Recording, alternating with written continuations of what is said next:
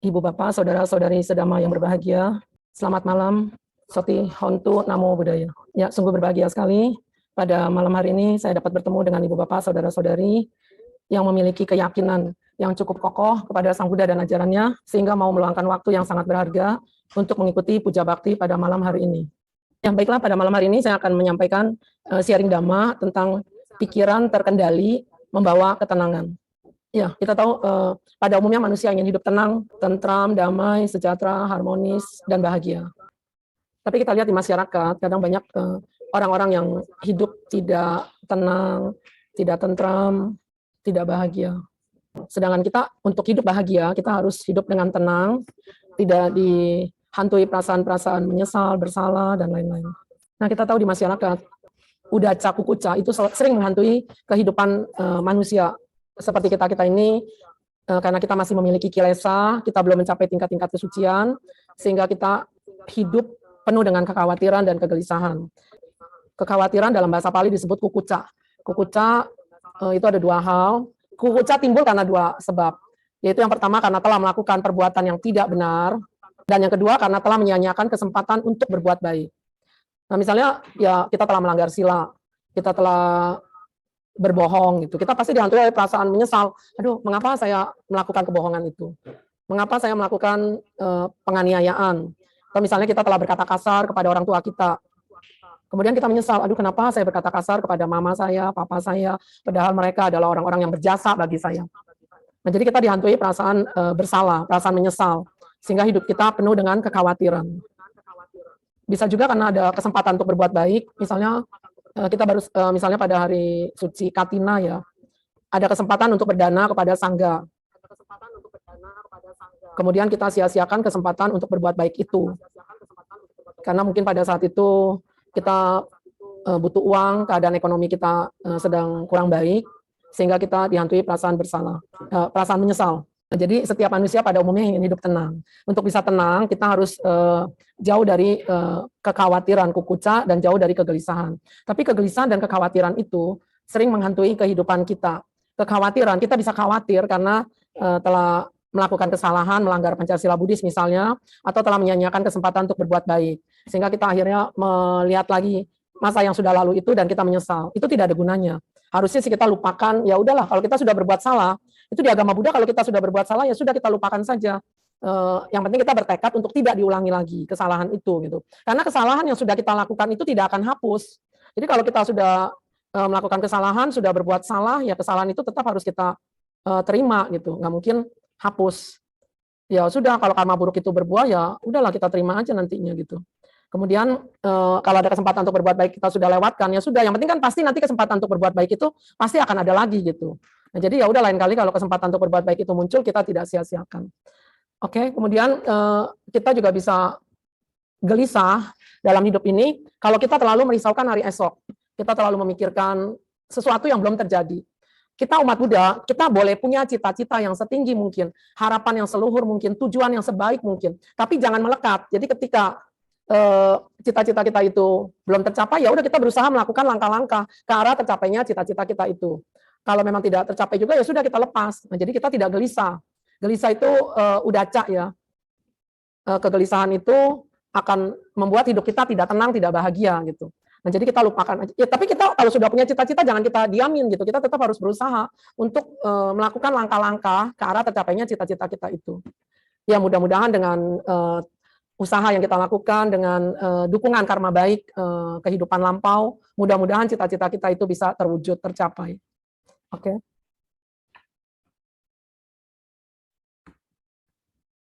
Next.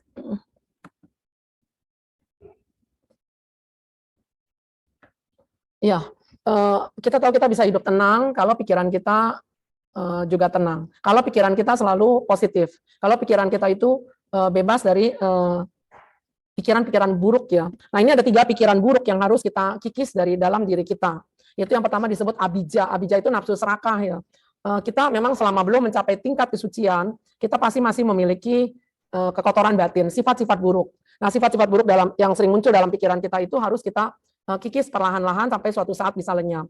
Selama kita belum mencapai tingkat kesucian, kita pasti masih punya abijja. Abijja itu nafsu serakah.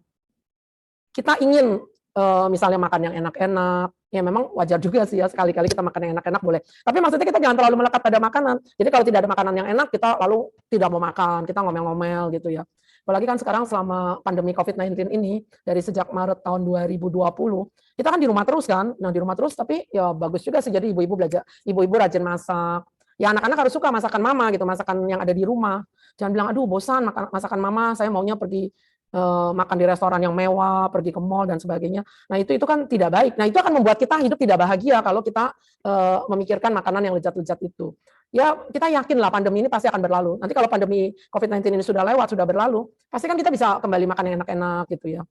Nah itu harus kita, jadi apa yang ada pada diri kita harus kita syukuri. Jadi kita selama pandemi tidak boleh keluar jalan-jalan ke tempat rekreasi. Nah itu kita harus terima. Jadi jangan terlalu melekat pada tempat rekreasi. Nah, itu abijah. Jadi nafsu serakah bisa serakah terhadap makanan, serakah terhadap tempat-tempat yang menyenangkan, terhadap kenikmatan duniawi. Nah, itu semua harus dikikis perlahan-lahan, memang tidak bisa sekaligus lenyap ya. Nah, kemudian biapada, dendam atau kemauan jahat, itu juga kadang muncul dalam diri kita kan, kesal, dendam, kemauan jahat, konflik pikiran dengan objek, kesal terhadap hal-hal yang tidak kita sukai gitu. Misalnya ada orang mengkritik kita, orang memfitnah kita, nah terus kita kesal, benci, dendam pada orang itu. Nah itu kan tidak baik ya. Sikap kita yang paling baik kalau kita difitnah, dikritik, ya kita sadari bahwa kita bisa difitnah, bisa dikritik. Itu karena memang ya orang mengkritik kita karena mungkin untuk kemajuan, kebaikan kita, untuk kemajuan kita gitu. Harusnya kita terima gitu. Jadi jangan kesal, jangan benci, jangan dendam, apalagi sampai kita mencoba untuk mencelakakan dia. Nah itu kan tidak baik ya. Jadi kita harus kikis perasaan kesal, jengkel, marah, dendam perlahan-lahan dari dalam diri kita sampai suatu saat bisa lenyap. Nah, kemudian micaditi itu juga kekotoran dari pikiran. Jadi micaditi pandangan salah juga harus kita kikis. Dengan cara apa? Ya rajin belajar, rajin bertanya, berdiskusi. Seperti hari ini Ibu Bapak Saudara-saudari mendengarkan dhamma itu juga salah satu cara untuk mengikis micaditi pandangan salah. Jadi dengan banyak mendengar, banyak belajar, banyak bertanya, berdiskusi dhamma, maka pandangan-pandangan salah kita akan terkikis perlahan-lahan sampai suatu saat bisa lenyap. Nah, ini 3 pikiran buruk yang harus kita kikis dari pikiran kita supaya kita bisa hidup tenang dan berbahagia. Oke, next. Nah, kita tahu kalau pikiran baik, pikiran tenang, pasti akan membawa kebahagiaan. Karena apa? Karena pikiran yang baik itu akan membuat ucapan dan perbuatan kita juga jadi baik. Dan akhirnya kita bisa hidup bahagia. Nah, ini ada 3 pikiran baik yang tentunya merupakan lawan dari 3 pikiran buruk tadi. Jadi kalau tadi abija, nafsu serakah, lawannya abija. A atau an itu bahasa Pali artinya tidak gitu. Jadi kalau abija nafsu serakah, lawannya abija.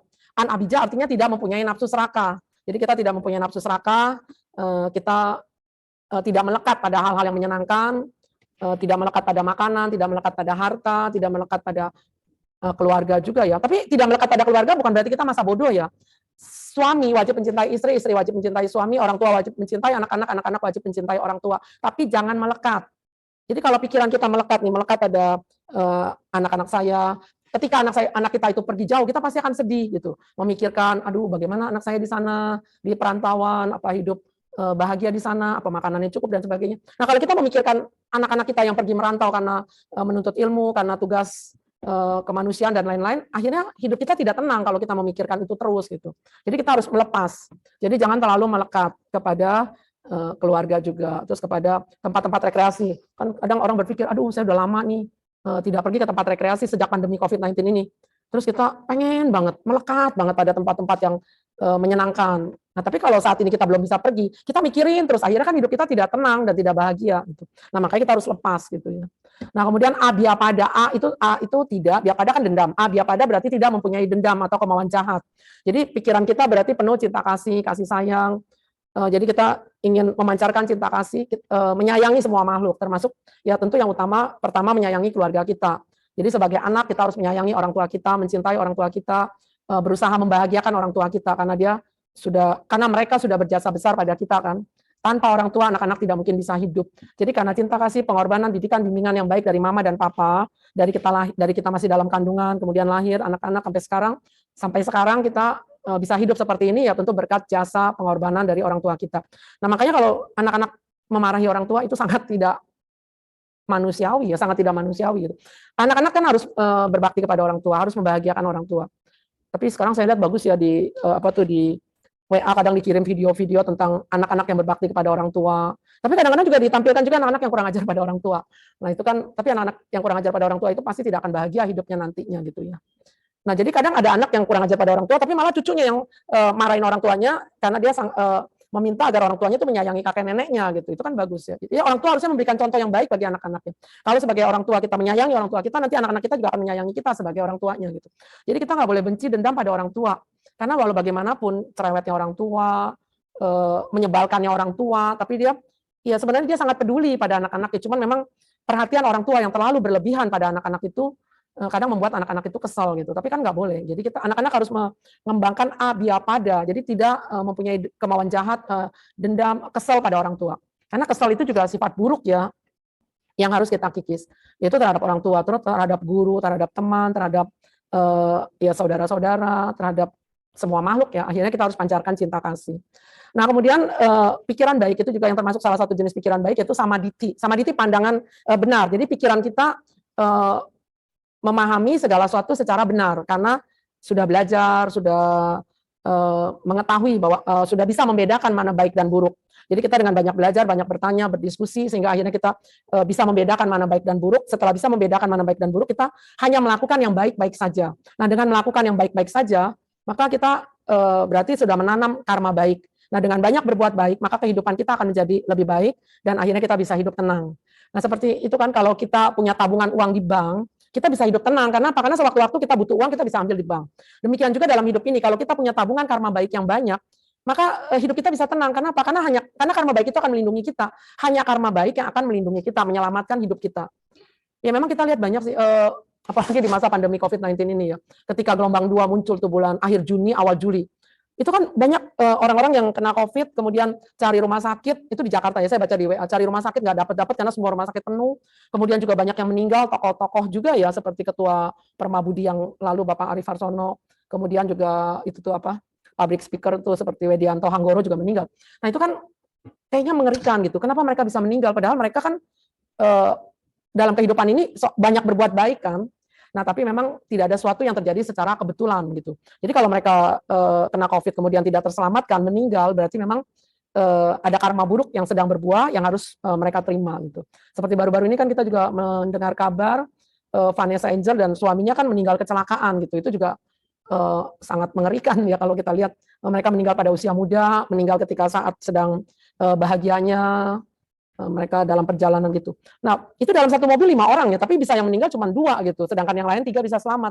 Nah, jadi memang kita lihat ini kebenaran hukum karma ya. Jadi tidak ada sesuatu yang terjadi secara kebetulan. Karma itu tidak akan tertukar katanya. Jadi memang Vanessa Angel dan suaminya itu memang sudah waktunya juga harus meninggal gitu.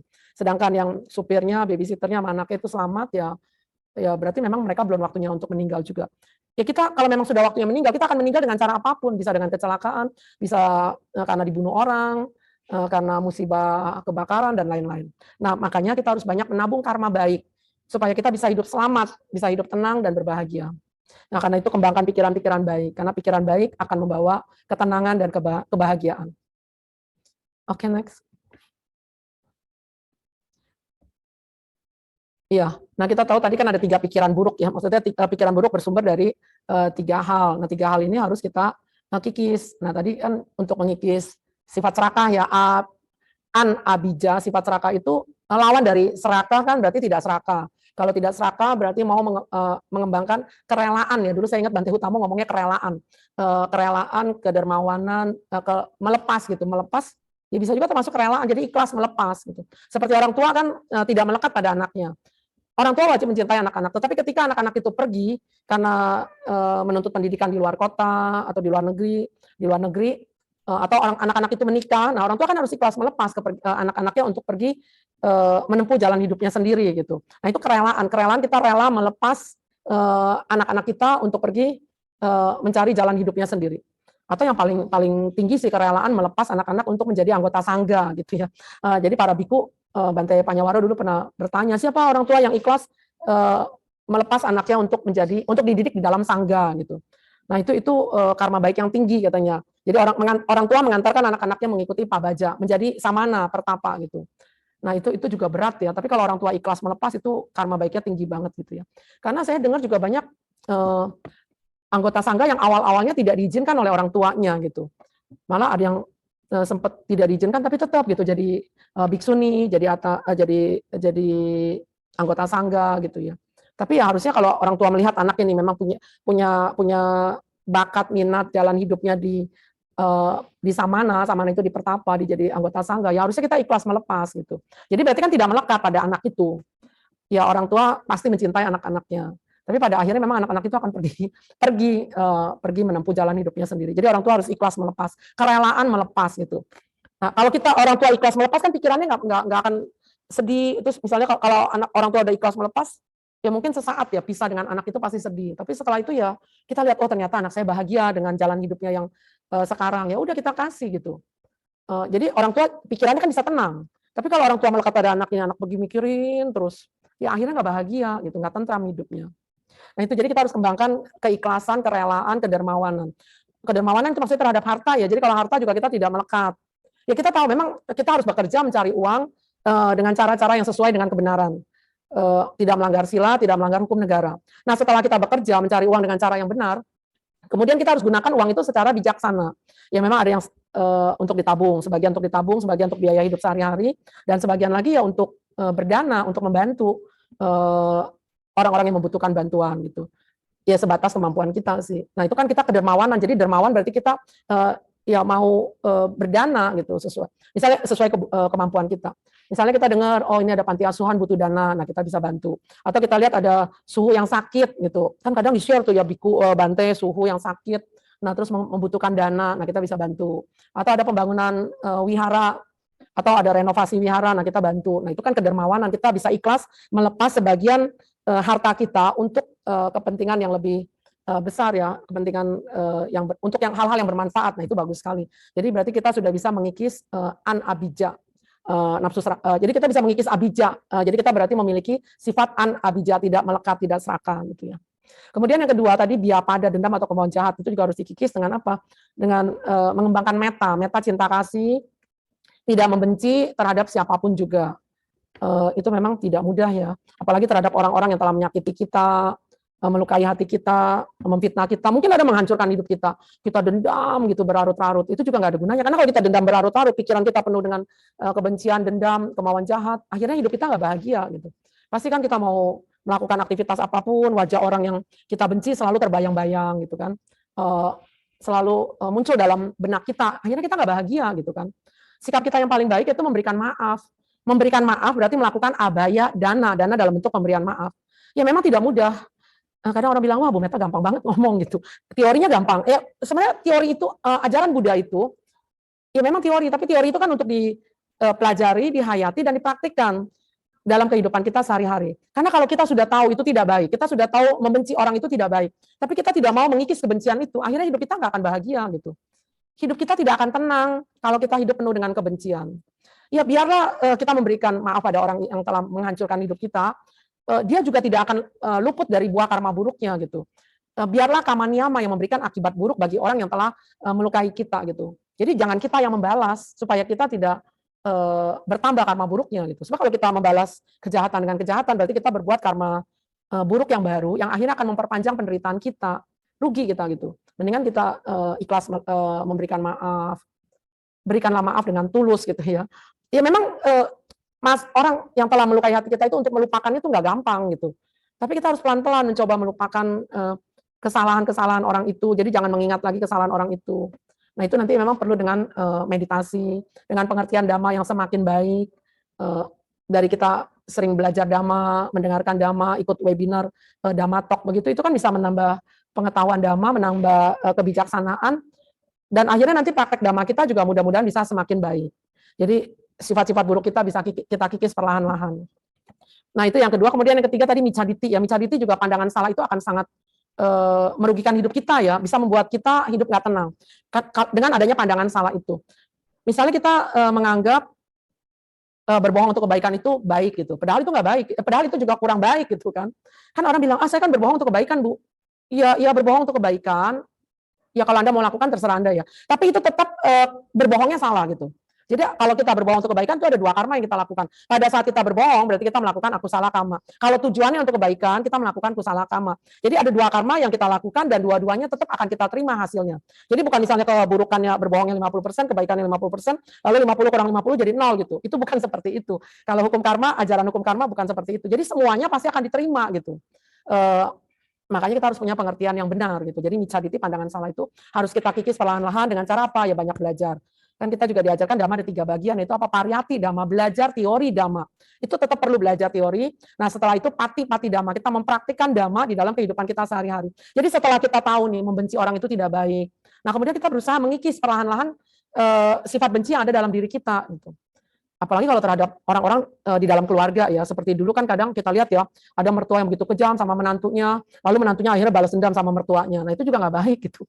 Kita harus buang jauh-jauh gitu ya, perasaan benci, dendam gitu. Jadi kita harus punya pengertian yang benar. Jadi kalau di dalam keluarga, kalau kita sudah jadi menantu ya kita harus bisa menghormati mertua kita gitu kan. Karena walau bagaimanapun salahnya mertua kita, dia tetap mertua kita yang kita anggap sebagai orang tua kita sendiri gitu. Jadi kita harus bisa memberikan maaf terhadap mertua yang kita anggap ya harus kita anggap sebagai orang tua kita sendiri. Ya mertua kita bisa berbuat salah juga itu karena pasti itu karena pengalaman masa lalunya dia gitu. Masa lalunya mertua kita dulu juga dia dulu di seperti dijahatin juga sama mertuanya juga gitu kan. Jadi dia karena keterbatasan pengetahuan awalnya sehingga dia memperlakukan kita sebagai menantu juga mungkin dengan agak kasar, kurang bijaksana gitu ya. Nah, tapi setelah kita mengerti ajaran Sang Buddha, kita tidak membalas kesalahan mertua kita itu dengan dengan kejahatan gitu. Seperti dalam Dhammapada bab 1 ayat 5 kan Sang Buddha katakan dalam dunia ini kebencian tidak akan pernah berakhir bila dibalas dengan kebencian. Tetapi kebencian akan berakhir bila dibalas dengan cinta kasih. Inilah satu hukum yang abadi. Nah, jadi kita harus membalas kebencian dengan cinta kasih. Nah, seperti menantu terhadap mertua, mertua terhadap menantu juga. Ada yang terbalik juga, ada yang menantunya galak banget gitu. Kurang ajar pada mertua. Jadi mertuanya juga harus sabar gitu. Harus sabar menghadapi menantu yang kurang menghormati mertua itu gitu. Atau orang tua juga harus sabar menghadapi anak-anak gitu. Kan kadang orang tua kesel gitu ya lihat anaknya kelakuannya kurang berbakti gitu, kurang menghormati orang tua gitu. Jadi orang tua nggak boleh kesel, apalagi kalau sampai sumpah-sumpahin anak gitu ya, itu nggak boleh banget ya. Karena kalau orang tua sumpahin anak itu ya berarti kan orang tua itu berbuat karma buruk ya. Nanti orang tua itu juga ya akan menerima buah karma buruknya. Kemudian anak yang disumpahin kalau dia kena sumpahan orang tua itu, misalnya anak itu disumpahin nih, supaya sakit lah gitu, terus benar-benar anak kita sakit. Kalau benar-benar anak kita sakit, emang kita sebagai orang tua bisa bahagia? Tentu juga tidak kan gitu ya. Nah jadi sebagai orang tua, bagaimanapun keselnya juga terhadap anak, karena anak kurang sopan pada orang tua, ya jangan sampai sumpah-sumpahin lah. Tetap orang tua harus pancarkan cinta kasih. Nah itu yang di dalam ajaran Buddha kan diajarkan ya. Kalau orang yang seperti anak itu, anak kurang ajar pada orang tua nggak boleh sumpahin anak, justru orang tua harus memancarkan cinta kasih kepada anak itu. Mudah-mudahan dengan pancaran cinta kasih yang terus-menerus dari orang tua kepada anak itu akan berubah menjadi baik gitu. Pastilah, karena sifat buruk anak itu juga kan nggak akan selamanya. Mungkin karena dia salah bergaul lah pertama, mungkin karena anak itu bergaulnya dengan orang-orang yang berkelakuan tidak baik, sehingga anak kita terpengaruh gitu. Nah setelah terpengaruh dengan kelakuan teman-teman yang kurang baik, akhirnya sikap anak itu terhadap kita sebagai orang tua juga kurang baik. Nah, tapi kalau kita sebagai orang tua memancarkan cinta kasih terus dalam setiap baca parita, setelah baca parita kita doakan nih semoga anak kita bahagia, semoga anak kita bisa kembali ke jalan yang benar gitu ya, kembali ke jalan dhamma itu, ya pasti nanti suatu saat akan berubah menjadi baik, sadar dan akan bisa minta maaf, mungkin menyadari kesalahannya pada orang tua dan minta maaf dan akan berubah menjadi baik. Nah, jadi kita harus atasi dengan pancaran cinta kasih gitu, bukan dengan kata-kata yang kasar, dengan pikiran yang penuh dengan kebencian, dengan tingkah laku yang tidak baik itu nggak ada gunanya. Nah, jadi kita harus pancarkan cinta kasih, kemudian ucapan kita juga harus baik, doakan semoga anak kita berbahagia, pasti keadaan nanti suatu saat akan menjadi baik. Nah itu jadi pikiran-pikiran buruk ini semua harus dikikis dengan dhamma gitu, dengan ajaran-ajaran kebaikan dari Sang Buddha. Oke, next. Nah, kita tahu kan pikiran positif itu pasti akan membawa kebahagiaan. Jadi kita harus kembangkan terus pikiran-pikiran positif, pikiran-pikiran baik. Jadi positif thinking terus ya gitu. Kalau pikiran kita baik, maka ucapan dan perbuatan kita juga akhirnya akan baik. Dan dengan ucapan dan perbuatan yang baik, akhirnya batin kita menjadi tenang gitu. Nah, itu kan yang kita harapkan, batin kita menjadi tenang. Ya kalau ucapan kita baik, perbuatan kita baik, berarti kan kita tidak melanggar sila. Kalau kita tidak melanggar sila, berarti tidak ada sesuatu yang perlu kita khawatirkan dalam hidup ini gitu. Sehingga kita batinnya bisa tenang dan akhirnya kita juga bisa hidup dengan bahagia. Oke, next. Sorry.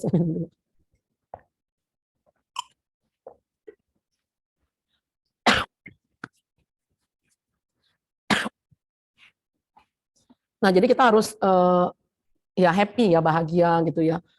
Tapi kebahagiaan tentu harus diperjuangkan ya dengan selalu berjalan lurus sesuai dengan dhamma, dengan selalu ingat ajaran Buddha. Ingat ajaran Buddha ya dari belajar, membaca, mendengar, berdiskusi. Kemudian akhirnya ucapan dan perbuatan kita juga selalu terkendali. Jadi kalau kita mau, kalau pikiran buruk misalnya muncul nih, terus kita mau mengucapkan kata-kata yang tidak baik. Nah, kita sadari kata-kata yang tidak baik kalau kita sudah ucapkan itu sangat beresiko gitu.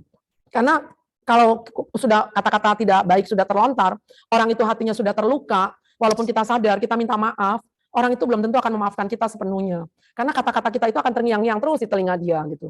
Nah, dia akan sulit untuk bisa memberikan maaf kan kepada kita. Nah, jadi kan akhirnya kita merasa bersalah, menyesal. Nah, kalau kita bersalah, menyesal terus kita terus hidup dalam kondisi seperti itu, maka kita tidak akan bahagia gitu kan. Nah, jadi kita harus hati-hati. Nah, itu kan katanya dulu mulutmu harimaumu, tapi sekarang ada lagi jarimu harimaumu gitu. Karena kita jari kan itu di WA ya, HP ya. HP kita WA tuh jari kita hati-hati gitu. Karena kalau kita sudah tulis kata-kata yang menyakitkan hati orang, terus kita udah kirim, kita mau kemudian kita sadar kita hapus, kadang ada orang yang sudah simpan gitu. Itu sangat beresiko. Mungkin kita bisa ambil contoh, ini contoh ya. Itu kan supirnya Vanessa Angel waktu itu yang bawa mobil itu kan juga, dia katanya pada saat dia supir, dia sempat bikin itu tuh apa video kan, terus dia kirim ke orang tuanya kan ya. Dia sempat walaupun kemudian dia sadar dia hapus gitu, tapi ada orang yang sudah simpan gitu. Nah, itu kan akhirnya itu ya sangat beresiko. Akhirnya kan itu yang jadi ya alasan polisi untuk menangkap supir itu kan, Jody itu ya. Nah, itu sangat berbahaya, makanya sekarang jarimu harimaumu gitu. Nah, maka kita harus hati-hati. Jadi kalau kirim WA juga sekarang harus hati-hati gitu. Maka kita harus pikirkan dulu itu baik atau buruk gitu. Itu patutnya kita tulis, kita kirim gitu. Kalau tidak patut ya jangan kita kirim lah. Itu akan sangat beresiko, bisa merugikan hidup kita nantinya gitu kan. Seperti supir Vanessa Angel kan sekarang ditangkap kan jadi ya rugi lah hidupnya, jadi tidak bahagia gitu kan, pasti dia nggak tenang lah hidupnya gitu ya. Nah, jadi kita bisa kita harus selalu mengembangkan pikiran baik, pikiran positif, pikiran yang penuh cinta kasih sayang, kemudian ucapan dan perbuatan kita juga harus baik. Dan akhirnya kita kalau kita ucapan dan perbuatan kita baik nih, kita tidak melanggar sila, tidak ada sesuatu yang perlu kita khawatirkan, kita gelisahkan dalam hidup ini. Akhirnya kita bisa memiliki batin yang tenang, kita bisa hidup bahagia gitu ya. Batin yang tenang, kalau batin kita tenang, pikiran kita tenang juga, kita akhirnya bisa hidup sehat gitu kan, bebas dari penyakit juga. Karena penyakit itu kadang dari pikiran juga ya. Kalau kita terlalu memikirkan, aduh ini gini. Jadi pikiran yang sakit itu, maksudnya pikiran yang terlalu melekat, pikiran yang penuh dengan kebencian misalnya, itu akan membuat stres, depresi, dan akhirnya nanti jasmani kita, fisik kita juga akan sakit gitu kan. Nah, kita rugi ya. Kita kadang melihat ya orang seperti ya kalau kita lihat orang-orang yang di rumah sakit jiwa, itu kan mereka mengalami penyakit batin ya. Penyakit batin dari apa? Dari pikiran gitu. Karena stres yang amat sangat, depresi. Nah, akhirnya membuat dia jadi sakit, dan kalau sakit bisa jadi ya dianggap seperti orang sakit jiwa, jadi penyakit bisa masuk rumah sakit jiwa. Kemudian juga ada yang mungkin bisa muncul keinginan untuk bunuh diri. Oh ya, kita juga lihat kan belum lama ini ada seorang ibu yang karena ngomelin suaminya, kemudian dituntut di pengadilan, dijatuhi hukuman 1 tahun penjara katanya. Di Kerawang ya, Pengadilan Negeri Kerawang. Tapi itu jadi viral, itu jadi heboh gitu. Masa seorang istri karena tegur suaminya yang mabuk-mabukan gitu kan, suaminya suka mabuk-mabukan, pulang jauh malam mabuk-mabukan ditegur ya. Masa gara-gara ditegur begitu terus malah istrinya yang dijatuhi hukuman 1 tahun penjara. Ya, itu kan merasa sangat tidak adil gitu. Nah, akhirnya istrinya kan juga kemarin waktu diwawancara sama itu yang Ibu Rosi itu, dia kan bilang dia udah stres, depresi karena dia merasa tertekan terus. Dulu selalu dipanggil sama polisi dari Polres, Polda segala macam sampai terakhir ke pengadilan. Sampai akhirnya dia karena merasa tertekan terus, depresi, sampai akhirnya pernah berpikir untuk bunuh diri gitu. Tapi dia pikir masih ada 2 anaknya yang menjadi tanggungan dia, sehingga dia tidak jadi bunuh diri gitu. Nah, jadi bunuh diri itu juga kan tidak baik ya, karena itu termasuk melanggar sila gitu. Dalam agama Buddha juga dikatakan kalau orang yang bunuh diri itu pasti pikirannya lagi kacau, seperti ibu itu kan lagi kacau kan pikirannya. Terus kalau di agama Buddha lagi kacau begitu berarti dianggap kalau di Abhidhamma itu penuh dengan dosa mula cita ya. Jadi kalau pikirannya lagi dosa mula cita, lagi penuh dengan kebencian, kesel, ya pasti kesel sama suaminya, gara-gara suaminya dia dituntut sekarang di penjara gitu kan, dia kesel. Nah, itu bisa membuat dia kemudian mengambil jalan pintas bunuh diri. Pada saat bunuh diri pikirannya terakhirnya tidak baik, akhirnya dia bisa jatuh ke alam neraka, alam setan gitu kan, ke alam-alam apaya ya. Nah, itu kan sangat merugikan gitu. Karena sekarang kan bisa lahir sebagai manusia dengan tubuh yang normal, ya kita harus bersyukur lah ya. Tapi kalau kemudian kita karena salah langkah mengambil jalan pintas bunuh diri, kemudian jatuh ke alam apaya, Nah itu sangat menderita sekali, karena kalau dari alam apa ya, alam yang menyedihkan, untuk bangkit kembali ke alam manusia itu sangat sulit sekali, seperti yang Sang Buddha katakan, seperti seekor penyu yang buta berenang di samudera yang luas, harus bisa memasukkan cincin ke lehernya, itu katanya masih lebih mudah dibandingkan kelahiran dari alam apaya ke alam manusia ini. Nah makanya kalau sekarang kita sudah lahir di alam manusia, kita harus bersyukur, buatlah hidup kita ini bahagia dengan banyak melakukan karma baik ya. Buatlah hidup kita ini ya penuh dengan ketenangan, jauh dari sifat-sifat buruk ya gitu ya. Oke, next. Nah, kita akan bahagia ya tentu kalau hidup kita tenang, kemudian kita bisa jauh dari penyakit, nah, jauh dari musibah, ya musibah kecelakaan juga mudah-mudahan kalau kita naik mobil gitu selamat gitu. Karena ketika terjadi kecelakaan tuh Vanessa Angel dan suaminya meninggal, itu juga ada chat tuh di WA. Teman saya bilang, waduh, kalau gitu kita kalau ada supir tuh, kalau supir lagi bawa mobil kita nggak boleh tidur loh. Kalau kita tidur nanti bahaya. Katanya nanti, ya karena sekarang jadi orang ketakutan gitu kalau supir yang bawa mobil jangan-jangan nanti kecelakaan gitu ya. Tapi ya enggak lah, karena kan Sang Buddha juga pernah mengatakan kalau itu bukan bagian dari karma burukmu, maka musibah itu tidak akan menimpamu gitu. Jadi memang kalau kita lihat Vanessa Angel kecelakaan gitu ya jangan membuat kita jadi ketakutan gitu. Kita tetaplah yakin akan kebenaran hukum karma. Jadi kalau kita banyak berbuat baik, tabungan karma baik kita cukup banyak ya, mudah-mudahan kita bisa selamat dalam setiap kondisi ya, dalam setiap keadaan apapun. Jadi jauh dari musibah mudah-mudahan ya. Tapi memang kekhawatiran itu wajar juga sih sebagai manusia biasa ya. Sebagai manusia biasa yang belum mencapai tingkat kesucian, kita pasti masih punya kekhawatiran. Itu 2 hari lalu, hari Kamis pagi ya, ketika anak saya akan pergi tugas pengabdian sebagai dokter di NTT, itu kan kalau dokter lulus kan udah harus itu intensif 1 tahun di daerah gitu. Nah dia dapetnya tugas di kota ND ya, di NTT. Terus dia mau naik pesawat terbang, dia sempat bilang pada saya, Mama tolong doain ya, semoga pesawatnya tidak jatuh gitu. Ya saya pikir dia berarti kan khawatir naik pesawat terbang, pesawatnya bisa jatuh. Ya karena mungkin ada pengalaman kali dia pernah lihat berita atau apa, ada pesawat terbang tiba-tiba jatuh. Ya memang dulu banyak sih beberapa yang kecelakaan pesawat terbang, jatuh, hilang, dan penumpangnya juga meninggal dan sebagainya. Ya tapi puji syukur karma baik masih melindungi, anak saya selamat sih sampai di kota Kupang, pembekalan terus 2 hari, dan tadi sudah terbang lagi dari Kupang ke kota ND di NTT. Nah jadi saya pikir sebagai manusia biasa, ya memang kita pasti mempunyai kekhawatiran terhadap sesuatu yang buruk yang akan terjadi dalam hidup kita gitu. Tapi kekhawatiran itu jangan terlalu berlebihan gitu ya. Kita khawatir boleh, tapi khawatir itu kalau muncul segera kita sadari. Oh iya, khawatir ya. Saya khawatir terhadap apa ya gitu. Kalau misalnya seperti anak saya mau terbang naik pesawat, ya harus tenang lah. Oh iya khawatir jangan-jangan pesawat jatuh. Tapi enggak lah. Terus baca parita. Ya saya bantu sih dengan baca parita karena arti kata parita, arti harafiah kata parita kan perlindungan gitu. Makanya saya bantu baca parita, terus saya bilang anak saya juga baca parita gitu supaya bisa selamat sampai di tujuan gitu. Nah, jadi kita jangan lupa untuk selalu baca parita. Tapi maksudnya bukan hanya doa saja ya, tapi doa itu tetap perlu gitu. Parita itu tetap perlu untuk melindungi diri kita gitu. Nah, jadi kita nggak boleh bilang parita doang, masa baca parita terus, masa bergantung pada parita. Bukan bergantung pada parita. Jadi kita berusaha kemudian ya tetap harus dengan doa juga gitu, karena banyak pengaruh, banyak manfaat dari doa juga gitu. Seperti tadi kan Anda baca parita, ada namaskara, baca parita, meditasi. Nah, itu kan juga termasuk puja bakti ya, termasuk kebaktian, doa kan termasuk doa juga, itu perlu gitu. Karena itu juga salah satu cara untuk menenangkan batin. Jadi dengan diawali pembacaan parita suci, kemudian meditasi, nah maka ketika kita mendengarkan dhamma, kita lebih bisa fokus gitu. Bisa fokus mendengarkan dhamma, dan kemudian nanti dhamma yang sudah kita dengarkan, pelajari, bisa meresap dalam batin kita, pikiran kita, terus kita bisa hayati dan praktikkan dalam kehidupan kita sehari-hari. Nah, jadi dhamma itu juga berarti kan tidak hanya dipelajari secara teori. Dhamma itu bukan sekedar info gitu, informasi gitu. Tapi dhamma yang sudah kita pelajari harus kita praktekkan supaya bermanfaat bagi hidup kita. Nah, misalnya oh iya, saya harus melaksanakan Pancasila Buddhis, saya harus mengikis pikiran-pikiran buruk. Abijah, nafsu seraka harus kita buang, biapada, dendam, kemauan jahat harus kita buang. Micaditi, pandangan salah juga harus kita kikis, buang jauh-jauh. Nah itu benar-benar kita praktekkan nanti di dalam kehidupan kita sehari-hari gitu. Ya kalau kita sudah praktekkan bagus gitu. Tapi setelah kita mendengar hari ini, pikiran-pikiran buruk itu harus kita kikis, nah benar-benar kita praktekkan gitu, kita kikis pikiran buruk. Jadi ketika pikiran buruk itu muncul nanti, kita buang jauh-jauh. Nah dengan membuang pikiran-pikiran buruk, akhirnya kita bisa hidup tenang gitu. Karena kan pikiran kita hanya bisa memikirkan satu di antara 2 hal, baik atau buruk. Kalau pikiran buruk tidak muncul, berarti pikiran baik yang muncul. Kalau pikiran baik muncul, ya pikiran buruk tidak ada kesempatan untuk muncul gitu. Maka kembangkan terus pikiran baik. Supaya pikiran buruk tidak ada kesempatan untuk muncul.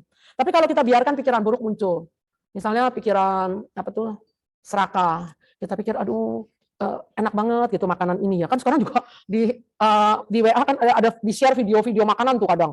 itu makanan lezat-lezat di-share.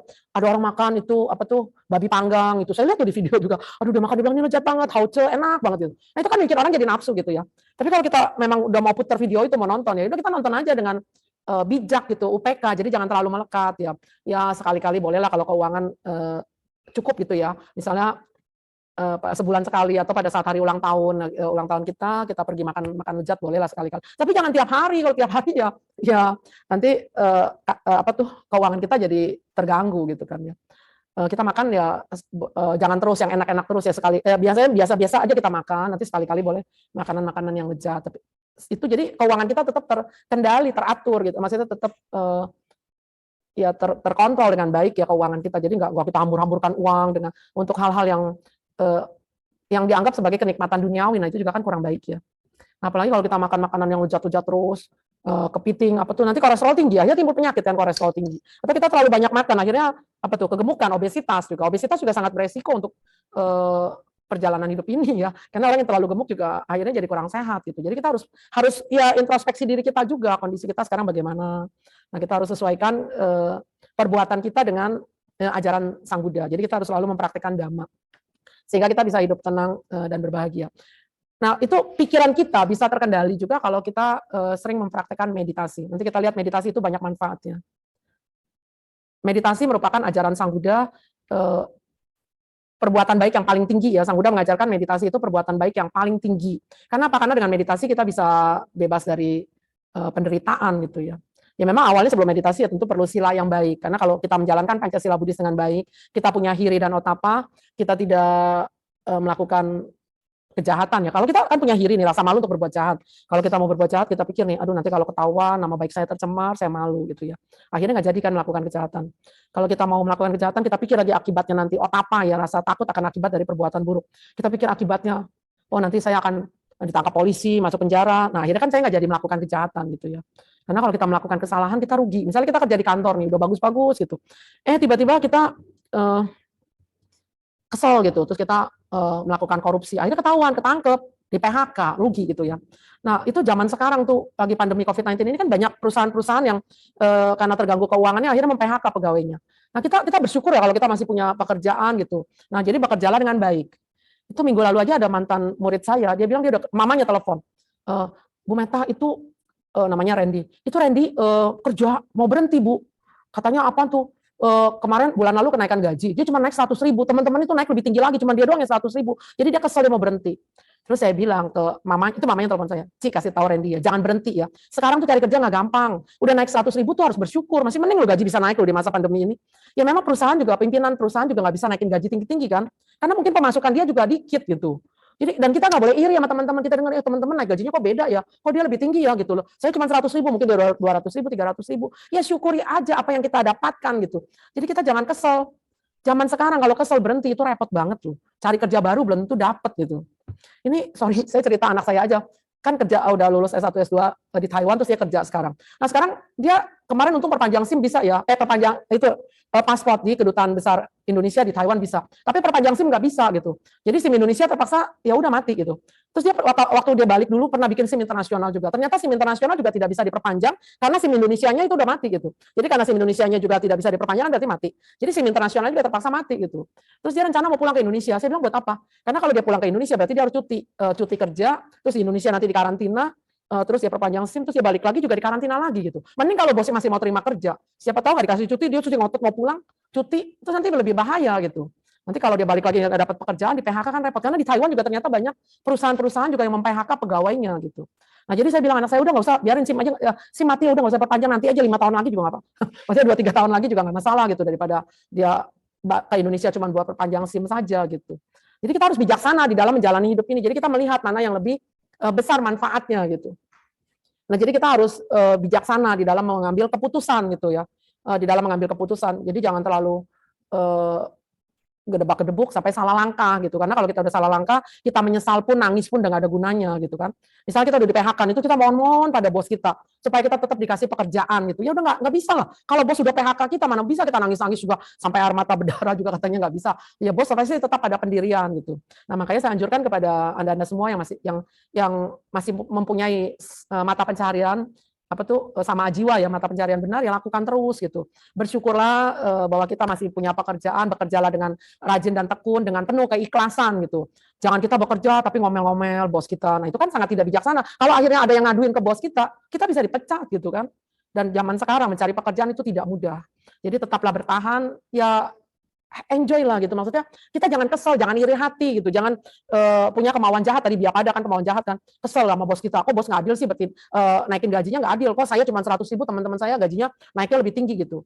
Ya mungkin bos kita melihat prestasi kerja kan, mungkin prestasi kerja kita tidak baik, teman kita lebih baik, nah kita harusnya ikut bermudita cita gitu, ikut senang melihat teman saya mendapatkan kenaikan gaji yang lebih besar dari saya gitu. Harusnya kan kita ikhlas gitu ya. Jadi jangan kesel, jangan jengkel gitu, karena kalau kita kesel, jengkel, marah, ngomel-ngomel, itu bisa sampai loh, mungkin ada yang ngadu-ngaduin sampai ke bos kita, malah lebih repot nanti kalau kita benar-benar di PHK, terus kita nggak punya pekerjaan baru, terus kita, sedangkan kebutuhan hidup kan berjalan terus gitu. Kita makan kan tetap harus makan terus gitu, nggak mungkin kan kita puasa nggak makan gitu. Nah makan kan perlu biaya, perlu uang gitu. Nah maka saya anjurkan ya bekerjalah dengan ikhlas, dengan penuh cinta kasih, dengan selalu berpedoman pada ajaran Sang Buddha. Oke, next. Nah, kemudian di dalam hidup ini ya kita juga harus banyak berbuat baik ya. Jadi banyak cara untuk berbuat baik. Nah, seperti ini yang dilakukan oleh Presiden kita Jokowi ya. Saya salut juga ya. Pada tanggal 23 September yang lalu beliau melepas tukik ya. Tukik itu penyu ya, penyu kecil gitu ya. Di daerah Cilacap. Nah, ini kita lihat berarti Presiden Jokowi juga mempraktekkan ajaran Buddha. Sebenarnya Dhamma itu ajaran universal, tidak hanya berlaku bagi umat Buddha saja, tapi berlaku bagi semua orang ya. Makanya Dhamma itu kan universal. Universal artinya berlaku terhadap siapa saja, kapan saja, sebenarnya di mana saja. Jadi ajaran Buddha bisa dipraktekkan oleh siapa saja gitu. Termasuk kalau function ini kan kita bisa lihat, ini salah satu bukti ya. Presiden Jokowi telah melakukan function, melepas hewan. Itu kan melepas hewan itu bagus banget ya, kita memberikan kehidupan kepada makhluk lain, itu berarti nanti akan membuat kita jadi panjang umur gitu. Tapi banyak manfaat ya dari melepas hewan ya, function ini ya. Karena teman saya juga dulu ya, dia kan udah nikah, terus nggak bisa hamil-hamil terus ya. Udah berobat kemana-mana gitu, nggak bisa hamil. Sampai suatu ketika dia pergi ke restoran tuh, restoran seafood gitu. Dia lihat ada ikan-ikan yang di dalam itu kolam tuh, maksudnya di dalam akuarium gitu ya. Terus kan itu ikan itu pasti akan ditangkap, dibunuh kan, ditangkap, dipotong untuk santapan bagi orang-orang yang datang ke restoran itu gitu. Nah langsung teman saya itu dia beli ikan yang ada di situ, memang harganya mahal, tapi dia bilang nggak apa-apa, saya beli semua ikan yang ada di akuarium itu, kemudian dia bawa ke pantai, dia lepas gitu. Tapi memang setelah itu dia bisa hamil. Namun itu ya kalau kita tinjau dari ajaran Buddha berarti kan dia sudah melepas hewan. Dia sudah berbuat baik. Nah sehingga makhluk lain mungkin dari alam dewa dia lihat, oh ini ibu ini baik ya, penuh cinta kasih, mau melepas hewan jadi memberi kehidupan bagi makhluk lain. Nah berarti dia pantas lah jadi mama saya gitu. Makanya akhirnya ada ya makhluk dewa di alam dewa meninggal ya kemudian masuk ke dalam rahim ibu itu gitu. Bisa saja itu kalau kita lihat secara agama Buddha ya. Nah, jadi kalau ada kesempatan ya kita bisa melepas hewan-hewan. Tapi bisa juga di rumah kita ya, misalnya kalau ada nyamuk, jadi jangan kita maksudnya sengaja kita bunuh dengan penuh kebencian ya. Tapi bisa kita buka jendela biar nanti nyamuknya keluar, lalatnya keluar gitu ya. Kalau ada tikus juga, ya memang itu hewan-hewan yang kurang berguna. Tapi kalau bisa jangan kita yang bunuh gitu. Biarlah dia. Tapi memang dia kalau mengganggu kita juga ya bisa kita suruh dia keluar aja gitu, lepas. Tapi kalau ya terpaksa ya apa boleh buat. Tapi maksudnya kita harus bijaksana lah ya. Misalnya penyakit demam berdarah ya kita juga harus hindari kan. Hindari ya dengan jaga bersihkan ruangan rumah kita itu. Mudah-mudahan tidak ada nyamuk di dalam rumah kita itu sehingga kita bisa hidup bebas dari penyakit. Oke, next. Nah ini sikap Jokowi patut dipuji ya. Ya termasuk juga yang lain-lain ya. Pasti juga banyak orang-orang yang melakukan function. Tapi contoh nyata seorang presiden Muslim aja mau ikut gitu ya melakukan function gitu, apalagi kita yang agama Buddha gitu, tentu harus lebih mau lagi gitu ya. Nah kemudian tadi salah satu cara menenangkan pikiran kita, cara membuat hidup kita sehat, pikiran terkendali yaitu dengan mempraktekkan meditasi. Jadi kita umat Buddha harus suka bermeditasi karena meditasi merupakan perbuatan baik yang paling tinggi. Dan sekarang juga kita lihat banyak orang-orang yang non Buddhis juga mempraktekkan meditasi ya, seperti di Eropa orang-orang bule juga banyak yang bermeditasi. Dan juga saya banyak melihat ya dapat gambar, foto-foto, video gitu, gambar foto juga orang-orang Muslim ya yang berkerudung itu juga meditasi. Suster-suster juga yang ya suster ya itu suster Katolik itu mereka juga mempraktekkan meditasi. Jadi karena mereka ya berarti sudah mengerti manfaat dari meditasi itu sehingga mereka mau praktikkan gitu. Karena kalau mereka tidak tahu manfaat dari meditasi, mana mungkin mereka mau praktekkan kan. Nah, jadi kita harus suka bermeditasi. Kita harusnya bangga ya bahwa di ajaran Buddha ada ajaran meditasi, tapi jangan hanya bangga saja, kita juga benar-benar harus mempraktikannya. Nah, ini kita lihat contoh ya, ada foto ya, foto biku sedang mengajar para suster meditasi itu. Nah, kita tahu ini suster-suster Katolik, dia beragama Katolik, tapi mereka mau berlatih meditasi.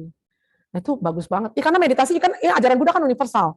Universal artinya berlaku terhadap siapa saja.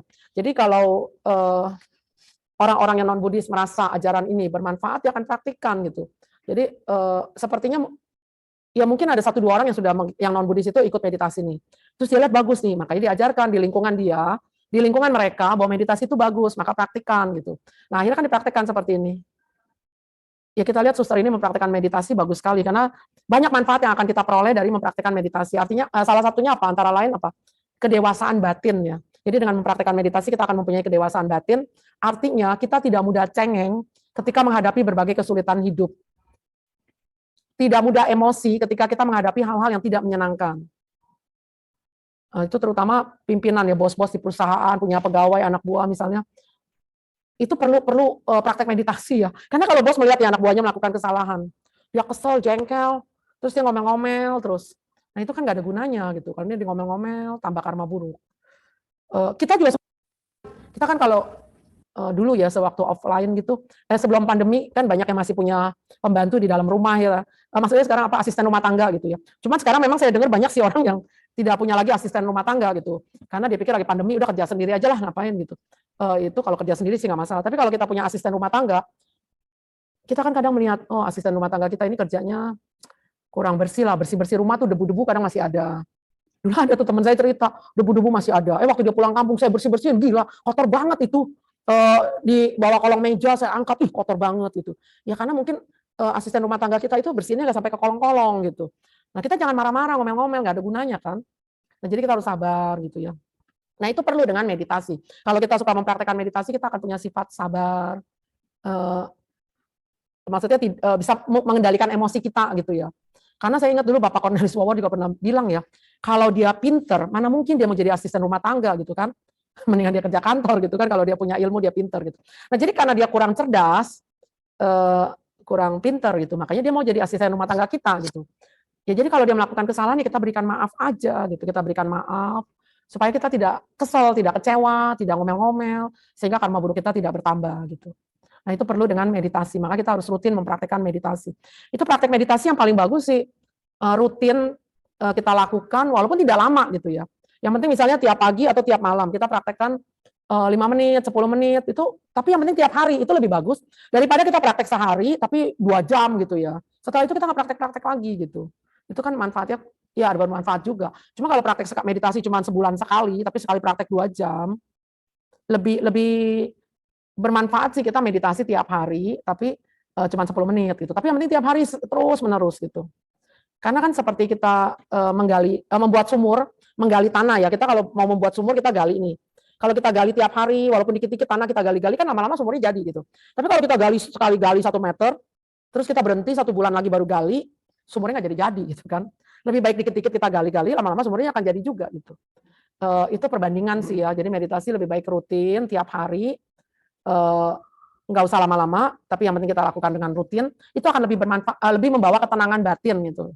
Karena kalau cuma sekali sebulan, tapi sekali langsung 2 jam, setelah itu besok-besoknya nggak praktek lagi, itu manfaatnya nanti ya agak kurang sih. Jadi Anda praktekkan aja meditasi. Atau kalau meditasi susah, Anda baca parita aja. Paritanya nggak usah panjang-panjang juga, tiap hari baca. Namo tassa 3 kali, kemudian ya Sabesata Bhavantu Sukhitata aja berulang-ulang gitu. Jadi kalau kita dalam ketakutan, kita baca Sabesata Bhavantu Sukhitata terus berulang-ulang, itu manfaatnya juga besar gitu ya. Maka kita jangan lupa gitu, ada pegangan kita, yaitu parita apa yang kita sukai. Atau kalau di tradisi Mahayana bisa Omitofo terus juga boleh. Jadi kita tiap baca terus Omitofo terus berulang-ulang. Selama kita dalam ketakutan gitu ya, itu akan lebih bermanfaat. Tapi karena pada saat kita baca, itu kan pikiran kita fokus ke parita itu gitu, ke kata-kata keng itu ya, misalnya Omitofo juga boleh sih. Nah itu kan kita berarti berbuat baik gitu. Nah itu pikiran kita baik, ucapan kita baik, perbuatan kita juga baik kan. Waktu kita baca parita itu kan tangan kita anjali, terus mulut kita mengulang kembali sabda Buddha. Atau Amitofo kita menyebut nama Buddha. Nah itu kita berbuat baik. Nah perbuatan baik itu pasti akan membawa kebahagiaan bagi kita. Nah jadi lakukan terus, pasti akan ada manfaatnya. Oke, next.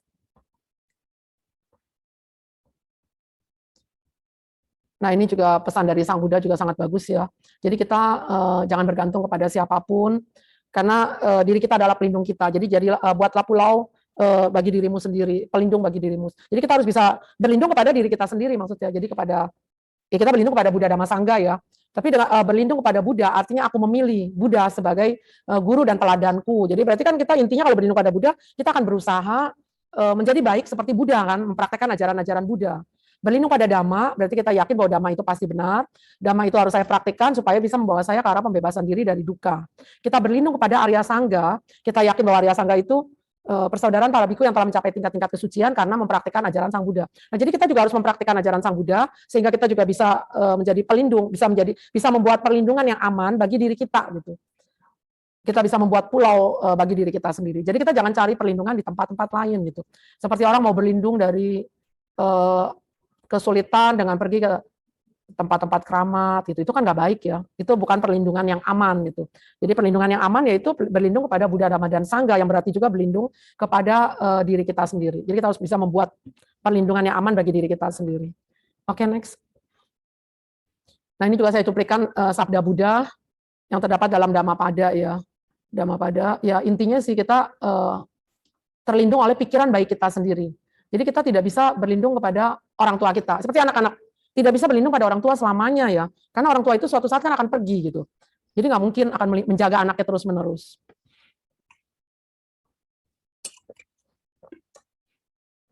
Saya bulan lalu ada permintaan dari umat ya untuk saya menghubungi panti asuhan Buddhis gitu.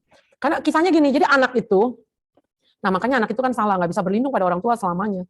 Jadi anak itu memang waktu lahir, kayaknya memang ada cacat sih ya, dia mengalami keterbelakangan mental gitu.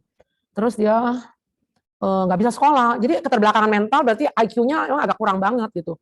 Jadi lahir anak-anak, ya ketika orang tuanya masih hidup kan orang tuanya merawat anak ini terus-menerus kan. Orang tua merawat anak ini terus-menerus sampai anak ini berusia sekitar 18 tahun gitu. Nah tapi tahun lalu ibunya meninggal, mamanya meninggal karena kanker. Januari lalu papanya meninggal karena COVID. Nah sekarang anak itu tinggal dengan kakek neneknya gitu. Jadi popok kungkungnya kakek neneknya itu udah tua, udah umur 80 tahun gitu. Harus merawat cucunya yang mengalami keterbelakangan mental gitu.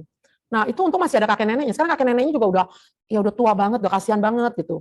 Jadi katanya mau mencari tempat penitipan buat anak ini gitu.